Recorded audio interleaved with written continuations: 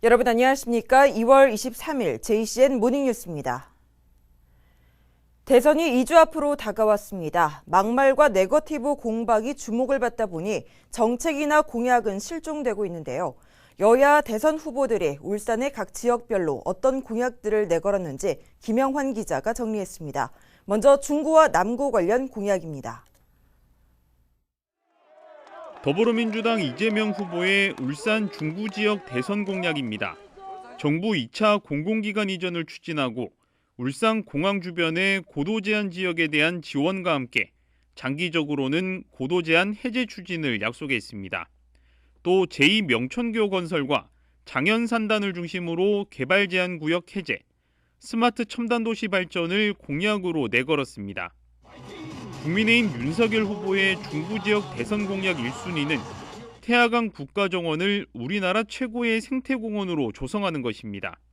또 중구를 경유하는 도시철도를 조기에 착공하고 1000병상 이상의 대학병원 건립, 제2명천교 조기 착공, 혁신도시 기반시설과 정주여건 조성 등을 공약했습니다. 제2명천교 건설은 여야가 한 목소리를 내고 있고 민주당은 그린벨트 해제, 국민의힘은 대학병원 건립이 눈에 띄는 공약입니다.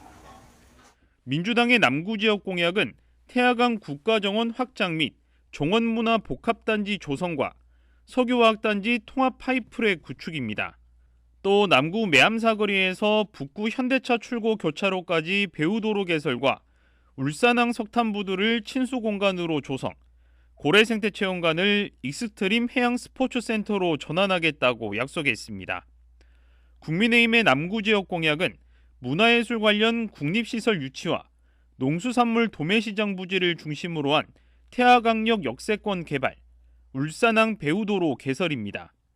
또 국제노동기구 훈련센터 유치와 삼산 여천 쓰레기 매립장을 활용한 관광 인프라 확충, 3D 프린팅 산업 특구 지정을 공약했습니다. 여야 각 선대위는 지역별 맞춤형 대선 공약을 주민들에게 알리며 표심을 호소하는 데 전력을 다하고 있습니다. JCN 뉴스 김용환입니다. 부산과 울산, 경남 지역 주민의 86% 이상이 부울경특별연합이 필요하다고 느끼는 것으로 나타났습니다. 합동추진단이 부울경 지역 주민 2천여 명을 대상으로 설문조사를 한 결과 부울경특별연합 출범의 필요성에 대한 질문에 86.4%가 필요하다고 응답했고 88%가 지역 발전에 기여할 것으로 생각한다고 답했습니다. 추진해야 할 시급한 사업은 광역철도 인프라 구축에 46.9%로 가장 높았고 기업 유치에 따른 일자리 창출과 미래 전략 사업, 지역인재 양성 프로젝트 순을 보였습니다. 국민의힘 윤석열 대선 후보의 부유식 해상풍력공사 하청 의혹 발언을 두고 지역 여야가 대립하고 있습니다. 더불어민주당 울산시당은 어제 기자회견을 열고 아직 풍황을 측정하고 있는 단계에 있고 환경 영향 평가와 어민 피해 조사 등 남은 과정들이 많다며 공사가 시작도 되지 않았는데 의혹을 제기하는 것은 명백한 허위사실 유포인 만큼 사과하지 않을 경우 사법기관에 고발하겠다고 밝혔습니다.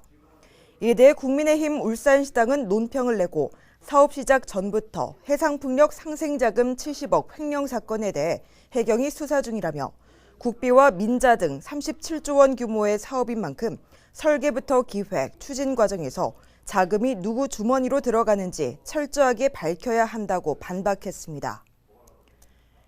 노동당과 정의당, 진보당 등 울산 지역의 진보 3당은 어제 북구 명촌에서 1차 대선 공동 캠페인을 진행했습니다.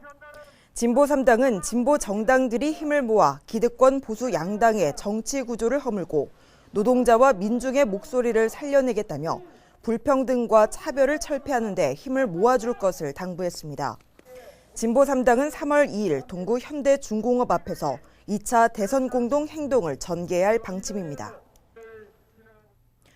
지난해 울산에서 아파트 층간소음으로 경찰에 신고 접수된 사례가 9,066건으로 역대 최다인 것으로 나타났습니다.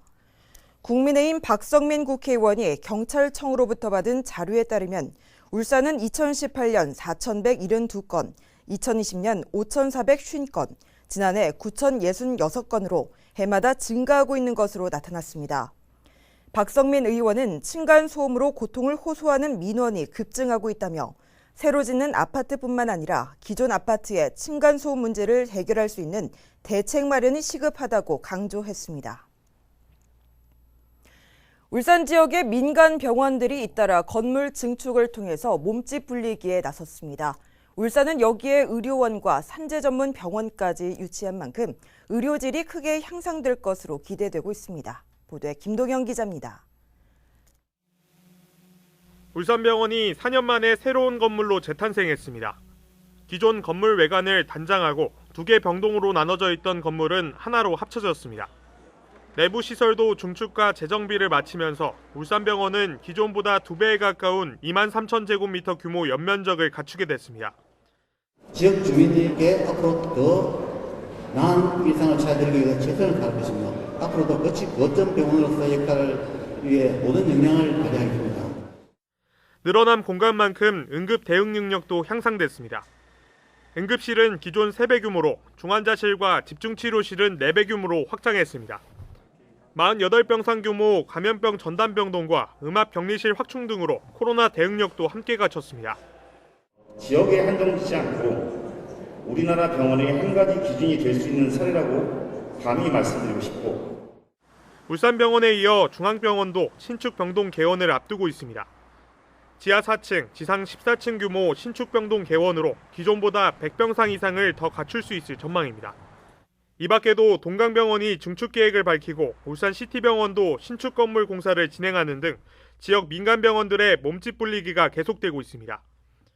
공공의료원과 산재 전문 병원까지 유치한 상황에서 울산의 의료 서비스 향상이 기대되고 있습니다. JCN 뉴스 김동영입니다. 오는 10월 울산에서 열리는 103회 전국체전과 42회 전국장애인체전의 성공적인 개최를 위한 개폐회식 연출자문위원회가 구성됐습니다. 자문위는 장수환 행정부 시장을 위원장으로 행정과 연출, 무용과 미술, 음악 등 부문별 전문 인력 22명으로 구성됐습니다. 위원회는 어제 첫 회의를 열고 개폐회식 연출의 기본 방향과 연출 계획 검토와 자문, 행사 준비 협조 체제 구축을 위한 협의를 진행했습니다. 동북아시아 지역자치단체 연합의 김옥채 사무총장 등 사무국의 관계자가 어제 울산을 방문해 송철호 시장과 실무위원회 개최를 위한 준비 사항을 논의했습니다. 제14대 의장단체로 선정된 울산시는 오는 9월 20일부터 3일간 울산전시 컨벤션 센터에서 대면으로 제13차 실무위원회를 개최할 계획입니다. 실무위원회는 동북아시아 6개국 79개 회원단체, 국장급 간부 100명이 참석하며 동북아 지역 자치단체의 교류와 협력 증진, 공동발전 방안을 논의하게 됩니다. 울산시가 선박 제조업체인 KSV와 친환경 전기수소 선박 생산을 위한 공장 설립 투자 양해각서를 체결했습니다. 어제 협약에 따라 KSV는 울산 에너지 융합 산업단지 안에 친환경 선박건조 생산시설을 만들어 지역 일자리를 창출하고 울산시는 각종 행정 업무를 지원하기로 했습니다. KSV는 200억 원을 들여 에너지 융합산단에 연면적 1,500여 제곱미터 규모의 선박건조 생산 공장을 내년 상반기까지 완공할 계획입니다. 울산시가 울산항의 석탄 부두에 대해 현재까지는 필요성이 있어 이전할 시기가 아니라고 밝혔습니다. 울산시는 서휘용 시의원의 서면 질문에 대한 답변을 통해 울산에 소재한 고려아연과 한주, 고려에너지와 SK케미칼 등 4개 업체와 부산과 대구군 관외업체 8곳 등 8개 회사에서 사용 중에 있어 석탄부두의 필요성이 있는 것으로 판단된다고 밝혔습니다. 이어 석탄부두 이전 시에는 민간 기업의 물류 비용 증가가 있을 것으로 예상된다며 앞으로 탄소 중립과 에너지 패러다임 전환 등을 종합적으로 고려해서 울산 항만공사 등과 함께 이전의 적합성을 검토하겠다고 답변했습니다. 2020년 우리나라 직장인들은 한 달에 평균 320만 원의 임금을 받은 것으로 조사됐습니다.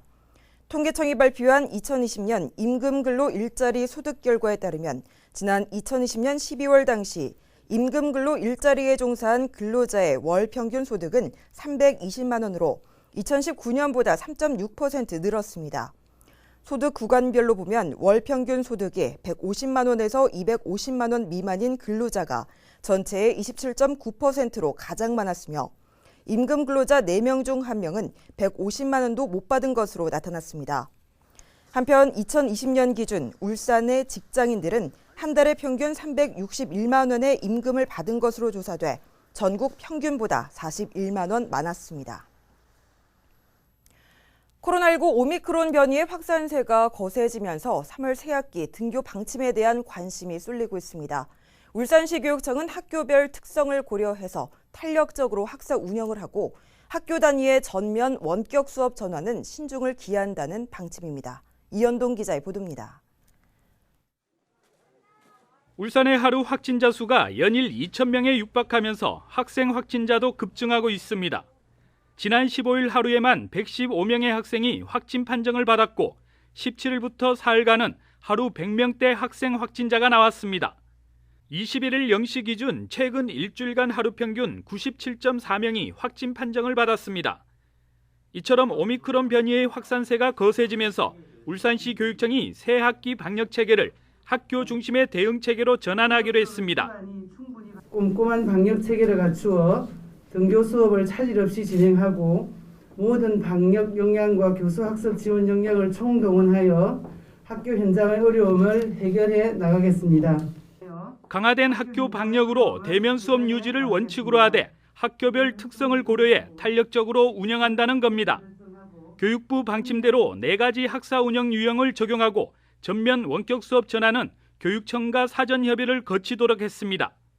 다만 지표를 초과하지 않았다 하더라도 특수한 상황으로 인해 전면 원격 수업이 필요할 경우에도 사전 협의 후 전환이 가능하도록 했습니다. 유치원과 초등학교 1, 2학년, 특수학급, 돌봄과 소규모 농어촌 학교 학생은 매일 등교할 수 있습니다. 학교 방역 체계도 강화합니다. 등교 전 반드시 건강 상태 자가 진단을 실시하고 증상이 있을 경우 신속 항원 검사를 통해 음성일 때만 등교가 가능합니다. 확진자 발생 시 이동 검체팀이 발생 학교를 찾아가 접촉자를 조사하고 검체 채취 후 결과를 통보하는 방식으로 학교의 방역 부담을 줄인다는 계획입니다. 울산시 교육청은 새학기 방역 체계가 학교 중심의 대응 체계로 전환됨에 따라 24시간 재난 상황실 운영과 긴급 대응 추진단 운영 등으로 학교 현장을 총력 지원한다는 계획입니다. JCN 뉴스 이현동입니다. 울산시 교육청이 올해 초등학교 놀이터 공간 재구성 사업인 참 좋은 놀이터 대상학교 20곳을 선정했습니다. 참 좋은 놀이터는 초등학교 어린이의 놀 권리 보장하기 위한 사업으로 울산시 교육청은 올해 공모를 통해 20개교를 추가로 선정했으며 선정된 학교에는 놀이터 조성비 5천만 원을 지원한다고 밝혔습니다. 이번 사업은 올해 말까지 완성할 예정으로 진행되고 있으며 이후 놀이터 조성 과정을 동영상으로 제작해서 홍보할 계획입니다. 터키로 부부 동반 여행을 떠났다가 현지에서 교통사고를 당해 4명이 숨진 사고와 관련해 운전자에게 금고형의 집행유예가 선고됐습니다. 울산지법은 교통사고 처리 특례법 위반 혐의 등으로 기소된 60대 A씨에게 금고 1년 6개월에 집행유예 3년을 선고했습니다. A씨는 지난 2018년 5월 터키 여행을 하던 중 국제 운전 면허가 없는 상태에서 승합차를 몰다가 한 원형 교차로에서 직진하는 차량에게 양보하지 않고 진입하다가 충돌 사고를 내 차량 뒤쪽에 앉아있던 자신의 아내 등 여성 4명이 사망하고 나머지 3명도 하반신 마비 등의 상해를 입게 한 혐의를 받고 있습니다. 유명 화백의 진품이 맞는지 확인해달라고 맡긴 고객 소유의 작품을 다른 사람에게 팔아버린 업자에게 벌금형이 선고됐습니다. 울산지법 정현수 판사는 횡령 혐의로 재판에 넘겨진 70대 A씨에게 벌금 150만 원을 선고했습니다. 미술품 판매업자인 A씨는 지난 2019년 1월 유명 화백의 진품이 맞는지 화백의 유족을 통해 확인해달라는 피해자의 부탁을 받고 보관하던 중 허락 없이 다른 사람에게 판매한 혐의를 받고 있습니다. 중구청이 지역 최초로 혼인신고한 신혼부부를 대상으로 즉석사진 촬영 사업을 운영합니다.